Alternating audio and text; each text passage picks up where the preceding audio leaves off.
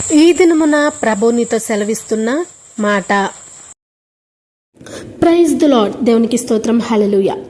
మన ప్రభును ప్రియరక్షకుడైన యేసుక్రీస్తు వారి అతి శ్రేష్టమైన నామంలో మీ అందరికీ నా యొక్క హృదయపూర్వక వందనములు.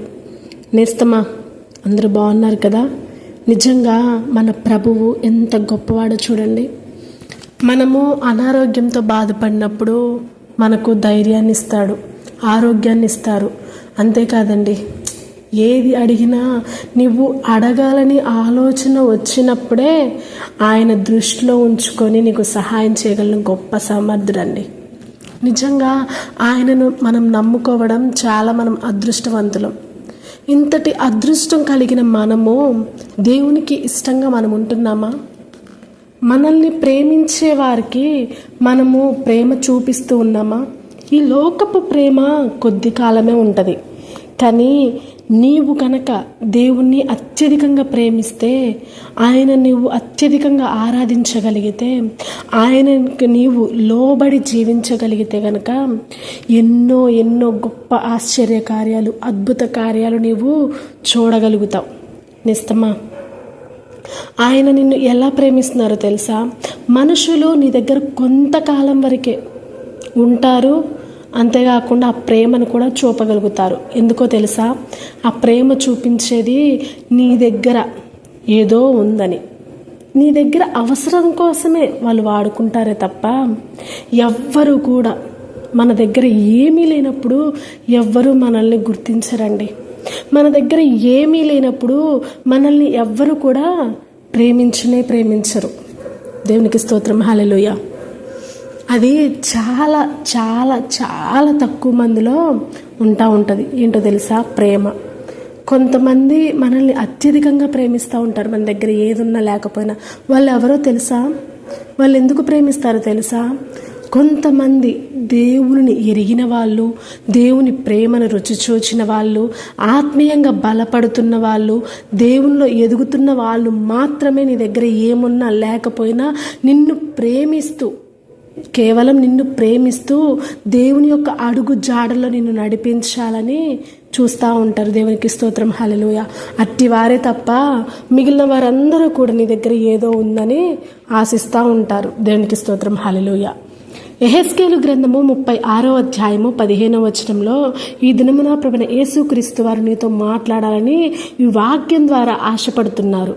యెహెజ్కేలు గ్రంథము 36వ అధ్యాయము 15వ వచనము, జనముల వలన కలుగు అవమానము నీవిక అనుభవింపవు. దేవునికి స్తోత్రం. హల్లెలూయా. ఇక్కడ చూడండి, జనముల వలన కలుగు అవమానము ఇంక నువ్వు ఎప్పుడు కూడా అనుభవించవు అని ప్రభువైన యేసుక్రీస్తు వారు నీతో సెలవిస్తూ ఉన్నారు. ఈ దినమున నువ్వు ఎంతోమంది ఎన్నో మాటలు అన్నారని చెప్పేసి, ఎంతోమంది ఎన్నో దూషించారని చెప్పేసి నువ్వు బాధపడతా ఉన్నావా? ఎదుటివారు తమకు తెలివి ఉన్నదనో లేక జ్ఞానం గలవారమనో తలుచుకొని నిన్ను చిన్న చూపుతో చూస్తూ ఉంటూ నిన్ను హేళన చేసి మాట్లాడుతూ ఉన్నారా? గొప్ప భక్తి గలవారం మేము, మాటకారితనం మాకుంది అని నిన్ను తృణీకరిస్తూ ఉన్నారా? బాగా మేము సంపాదిస్తూ ఉన్నాం, నువ్వు చేతకాని వాడవు, చేతకాని దానవు అని చెప్పేసి నిన్ను చూసి అవమానించి నిన్ను హేళన చేసి మాట్లాడుతూ ఉన్నారా? అయితే నేస్తమ్మా, కృంగిపోవద్దు, నువ్వు బాధపడవద్దు, నువ్వు అసలు నిరాశ చెందవద్దు. ఎందుకో తెలుసా? నిన్ను ప్రేమించుచున్న గొప్ప దేవుడండి. ఆ దేవుడు ఎవరో తెలుసా? ప్రభువైన యేసుక్రీస్తు వారు. వారి గర్వాన్ని అణిచివేసి గొప్ప దేవుడు మన దేవుడు. నిజంగా వారు గర్వంతో నీతో మాట్లాడి ఉండొచ్చు. వారి యొక్క గర్వాన్ని అణిచివేసి నిన్ను వారి ముందు ఒక ఘనమైన వ్యక్తిగా నీ తల పైకెత్తేవాడు మన ప్రభువైన యేసుక్రీస్తు వారు మాత్రమే. నువ్వు నమ్ముతున్నావా ఇలా చేస్తాడని చెప్పేసి? నువ్వు ఆశ కలిగి ఉన్నావా? నా దేవుడు నన్ను చూస్తాడు, నా దేవుడు నాకు సహాయం చేస్తాడని చెప్పేసి నువ్వు ఆశ కలిగి ఉన్నావా? ఆయనను నువ్వు ఆధారం చేసుకుంటే కనుక, దీన మనసు కలిగి నువ్వు ఆ యొక్క దీన మనసును ధరించుకొని అలాగే నువ్వు జీవిస్తే కనుక, అలాంటి జీవితాన్ని జీవిస్తూ దేవుని మీద మాత్రమే ఆశపడి, దేవుడి మీద మాత్రమే నువ్వు ఆధారం పడి ఆయనను నువ్వు స్తుతిస్తా, అంతేకాకుండా ఆయన నువ్వు హెచ్చిస్తూ ఉంటూ ఆయనకు నమ్మకంగా నువ్వు జీవించగలిగినట్లయితే ఆయన తగిన సమయంలో గుర్తుంచుకోండి, ఆయన తగిన సమయంలో నిన్ను హెచ్చించడానికి సిద్ధంగా ఉన్నారు. దేవునికి స్తోత్రం. హల్లెలూయా. నమ్ముతున్నావా?